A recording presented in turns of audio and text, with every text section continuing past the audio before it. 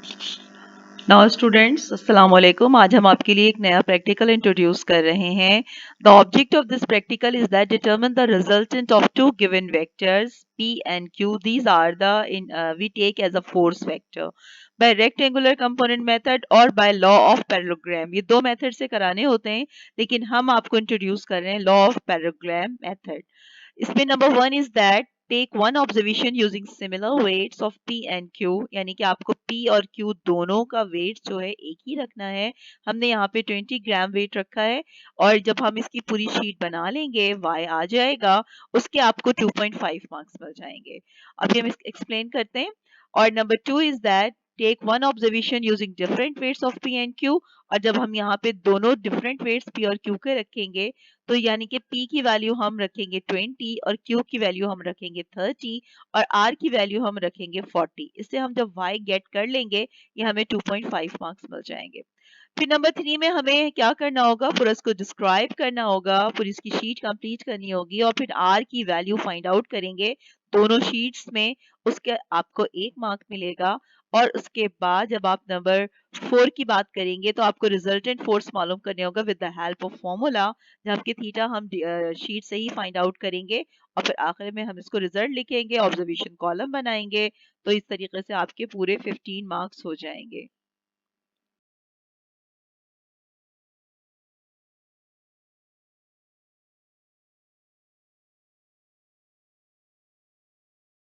Start कर रहे हैं वो है we have to be find out the resultant of the two vectors for we first one we have to be find out the four equal vectors. हमें equal vectors की sheet बनानी है। आपके पास ये इंस्ट्रूमेंट नज़र आ रहा है। ये जो इधर जो लेफ्ट हैंड साइड पे जो वेट है, ये है एक वेट 10 के बराबर है, तो लेफ्ट हैंड साइड पे 20 है, राइट हैंड साइड पे Q है और ये भी जो है वो 20 है, 10 एंड 10 20, और सेंटर में जो हमने लिया है जो कि R है वो है 1 2 3, ये 30 है। तो कॉम्बिनेशन जो है वो बन रहा है फॉर इक्वल वेक्टर्स के लिए 20 20 और 30। आप देख रहे हैं ये पुली से पास हो रहा है। हमने इसको इस तरीके से किया था कि ये दोनों चीज़ें जो हैं वो एक दूसरे के साथ, दो थ्रेड्स जो हैं वो बिल्कुल जो है इक्वल होने चाहिए लेफ़्ट और राइट के, और it passes over the frictionless pulley. ये फ्रिक्शनलेस पुली से जो है ये पास हो रही है और हमें इसको इस तरीके से आराम से इसको पास करना है थ्रेड से इधर से, और फिर इसको हमें पास करना है इस तरीके से। तो आप देख रही हैं कि हमारे पास एक सेंटर में एक पॉइंट आ रहा है। अब हम बात करेंगे with the help of the, बल्कि हम इसको ये कर सकते हैं 20 20 और 40 भी हम इस्तेमाल कर सकते हैं। 30 से एक 20 20 और हमने यहाँ पे सेंटर में डालना है 40। तो ये आपके पास आप देख रहे हैं कि हमें इसको इसकी थ्रेड की रीडिंग लेनी है। आपने मिरर स्ट्रिप को बिल्कुल इसके थ्रेड के अंदर रखा, अपनी आई को इसके पैरेलल रखा, एक पॉइंट इधर लगाया और एक पॉइंट इधर लगाया। ये आपके पास इसको सर्कल भी कर दीजिए आप, ताकि जो है ये आ जाए। दूसरा आपने करना है, फिर अपनी आई को इसके पैरेलल रखना है और इस तरीके से आपने निशान लगाना है। तो ये आपके पास 2 पॉइंट्स आ गए, एक पॉइंट ही आ गया। और इसी तरीके से सेंटर में आपने निकालना है, अपनी आई को बिल्कुल उसके पैरेलल रखना है और इधर ऐसे करके लगाना है। तो ये तीसरा पॉइंट आ गया। ये आपके पास जब पॉइंट्स आ जाएंगे तो आपको चेक करना है कि अगर आप देखें ये दोनों पॉइंट से, अगर आपको नज़र आ रहा होगा थ्रेड के नीचे लाई कर रहे हैं, ये दोनों पॉइंट थ्रेड के नीचे लाई कर रहे हैं, ये दोनों पॉइंट थ्रेड के नीचे, तो इस तरीके से एक वाई की शक्ल बन रही है। हेडिंग डलेगी यहाँ पे फॉर इक्वल वेक्टर्स, स्केल लिखेंगे 10 gram weight is equal to 1 centimetre. Left hand side पर P है और स्टॉप। लेफ्ट हैंड साइड पे P, राइट हैंड साइड पे Q और ये आपके पास है R। अब हमें एक स्केल की मदद से इसको हमें सॉल्व करना होगा। इसको हम बताते हैं कि ये कैसे, पढ़ा ये आसान प्रैक्टिकल है, कैसे सॉल्व करते हैं स्टॉप। अब हमें क्या करना है कि अब हमें इसको इस तरीके से देख रही हैं आप, ये इसके दोनों पॉइंट्स को ऐसे करके मिलाना है। ये आपने एक ऐसे आ गया और इसके बाद एक पॉइंट को आपने क्या किया है, इसको इस तरीके से आपने मिलाना है ऐसे। अब आप देख रही हैं कि ये जो सेंटर वाला है it should be crosses with this one. ये आपने इसको इससे देख रही हैं कि ये क्रॉस हो रहा है आपका, इसका मतलब कि आपका आंसर बिल्कुल सही आ रहा है। अब हमने क्या किया कि अब हमने क्या लिया था कि 10 ग्राम वेट अगर 1 सेंटीमीटर के बराबर है तो 20 gram weight is equal to the 2 centimetre. तो हम यहाँ पे आर्क लगाएंगे, यहाँ से इसको इस तरीके से रख के 2 सेंटीमीटर लेंगे, सेंटर पे रखकर आपने क्या किया, इसको सबसे पहले प्रकार का इस्तेमाल सही कीजिएगा कि ये बराबर होना चाहिए, टाइट होना चाहिए। इसको खोला 2 सेंटीमीटर, इस तरीके से आपने 2 सेंटीमीटर खोला, यहाँ से रखा 2 सेंटीमीटर की आर्क, यहाँ से 2 सेंटीमीटर की आर्क, यहाँ से 2 सेंटीमीटर की आर्क और यहाँ से ये 2 सेंटीमीटर की आर्क। अब आप देख रही हैं कि ये एक वेक्टर है और ये दूसरा वेक्टर है और ये इसका रिजल्टेंट है। इसको हमने इसको मिलाया, ये इसके एक वेक्टर, दूसरा वेक्टर और ये इसका रिजल्टेंट वेक्टर। अच्छा, अब हमें यहाँ पे ये एंगल फाइंड आउट करना है कि ये एंगल जो है वो P और Q के दरमियान। स्टॉप करो। वेक्टर P, ये है वेक्टर Q, ये है वेक्टर R और ये वाली जो लाइन है वो R डैश है और ये आपका एंगल है, angle between P and Q। कैसे निकालेंगे हम एंगल, और से देखिएगा, ये आपके पास ये P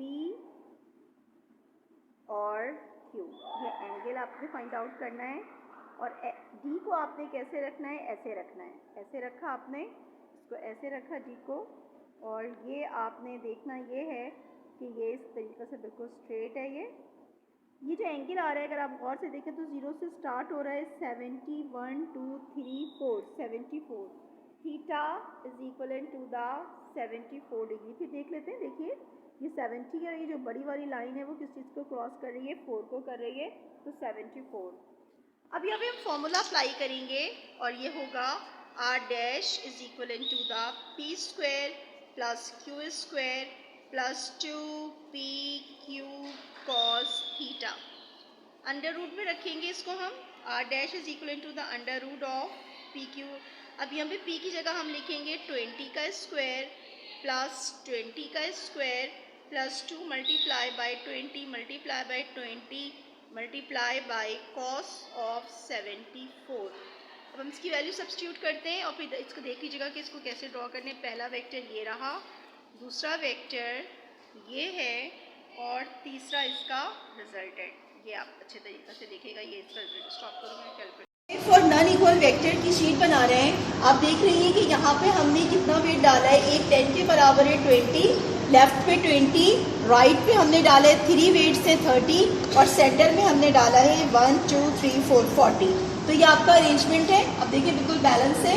बनाने के लिए हमें ये करना है कि अपनी आई को इसके पैरेलल रखना है और इस तरीके से आपने एक पॉइंट लगाना है। ऐसे आपके पास एक पॉइंट आया, फिर आपने क्या किया, इसको आपने अपनी बिल्कुल आई के पैरेलल रखना है और एक पॉइंट यहाँ लगाया और एक पॉइंट आपने यहाँ लगाया।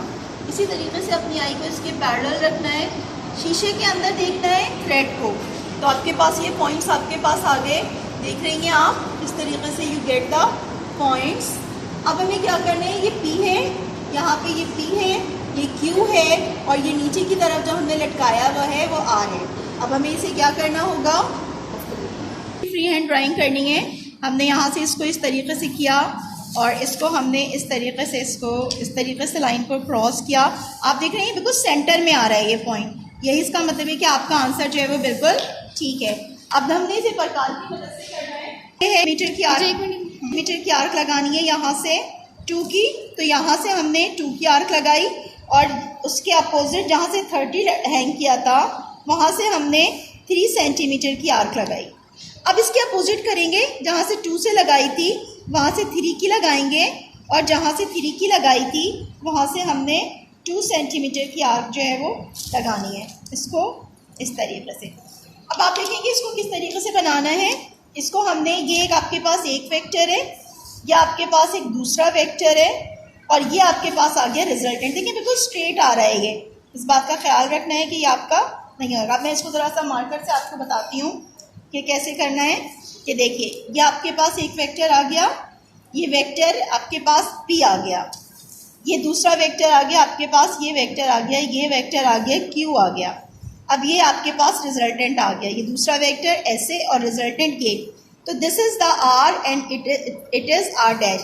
अब इसका एंगल लेना है पी और क्यू के दरमियान, और फॉर्मूला हम यहाँ पे दोबारा रखेंगे, क्या रखेंगे, R dash is equal to the under root of P square plus Q square plus 2pq cos theta. Theta is the angle between P and Q. ये आपको एंगल अभी हम मेजर करके बताते हैं कि किस तरीके से इसका एंगल आता है। फॉर्मूले में सब्स्टिट्यूट करेंगे, अनइक्वल की 20 का स्क्वायर प्लस 30 का square plus 2 multiply by 20 multiply by 30 multiply by cos. बताना चाहेंगे कि how you write the observation in the observation column. The first column contain is the weight suspended, यानी कि ये वो वजन है जो कि लटकाया गया है। तो याद रखिएगा, the first one is the P, left hand side पे हमने पी लटकाया है। सेकेंड इज द क्यू, उसकी यूनिट है ग्राम वेट, तो हमने राइट हैंड साइड पे लटकाया हुआ है। और आर जो है वो सेंटर वाला है जो कि ग्राम वेट है। तो हमने इक्वल वेक्टर के लिए आप देख लेंगे यहाँ पे फॉर इक्वल वेक्टर, यहाँ पे जो हमने पी क्यू रखी, पी को 20 लिया है, क्यू को 20 लिया है, और जो नीचे जो सेंटर में लटकाया है उसको हैंग किया है वो 30 लिया है। ठीक है, अब आगे बढ़िए, वो लिखा हुआ है कि length representing the weight vector. अब दूसरे कॉलम में हमें वो लिखना है कि वो लंबाई जो कि वेक्टर को जाहिर कर रही है। तो पी को हमने ओ ए के बराबर लिया है, इसको सेंटीमीटर में मेजर करना है। क्यू को ओ बी में लिया, इसको भी सेंटीमीटर में मेजर करना है। आर अभी हम शीट के जरिए लिखेंगे कि आर की क्या वैल्यू है, और अकॉर्डिंग टू दिस इसी तरीके से नन इक्वल के लिए हमने पी को 20 लेंगे, लेफ्ट हैंड साइड पे 20, क्यू को 30 लेंगे, और सेंटर में हम डालेंगे 40। तो यहाँ पे हम लेफ्ट हैंड साइड पे पी की वैल्यू 2 रखेंगे और क्यू की वैल्यू हम कितनी रखेंगे, 3 रखेंगे, और आर अभी हमें फाइंड आउट करना है। Next column is the angle, यानी कि वो एंगल जो पी और क्यू के दरमियान फाइंड आउट करेंगे वो हम यहाँ लिखेंगे, और आर डैश की वैल्यू हम लिखेंगे ओ सी, और आर डैश जो है वो दोनों में लिखना है, सेंटीमीटर में भी लिखना है और ग्राम वेट में भी लिखना है। अब आइए जरा डायग्राम की तरफ, कि डायग्राम, आपकी तमाम डायग्राम आप इसी तरीके से बनाइएगा। लेफ्ट हैंड साइड पे P है, राइट हैंड साइड पे Q है, ये OA है, ये OB है। इक्वल के लिए दोनों की वैल्यू जो होगी वो 2 सेंटीमीटर और 2 सेंटीमीटर होगी, और यहाँ पे भी 2 होगा, यहाँ से भी 2 होगा। ये एक वेक्टर, ये दूसरा वेक्टर, और ये इसका रिजल्टेंट होगा। और नन इक्वल के लिए हमें क्या करना होगा, बहुत आसान सी बात है। नन इक्वल के लिए हमें करना होगा कि यहाँ पर हम लगाएंगे 2 सेंटीमीटर की आर, यहाँ पे लगाएंगे 3 सेंटीमीटर की आर। अब यहाँ से उल्टा चलेगा, यहाँ से हम लगाएंगे 2 सेंटीमीटर की आर, और यहाँ से हम लगाएंगे 3 सेंटीमीटर की आर। तो we get the answer. Now students, अब हम आपको ये बताना चाहेंगे कि result is a very very important. Result के मार्क्स हैं आपके, तो आपको रिजल्ट इस तरह से लिखना है कि सबसे पहले आप लिखेंगे, हेडिंग डालेंगी फॉर इक्वल वेट्स, और उसमें ए लिखेंगे आप रिजल्टेंट फोर्स बाय ऑब्जर्वेशन, यानी कि जो शीट से आया था, शीट पे जो आपकी वैल्यू आई थी आर डैश की, वो आप लिखेंगी।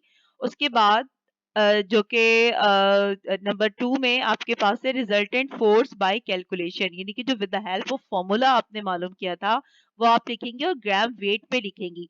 यानी कि स्केल तो आपने ये कहा था ना, 10 gram weight is equal to 1 centimetre, तो you should be convert the centimetre into the gram weight. ठीक है, रिजल्ट आपको ग्राम वेट में ही लिखना है।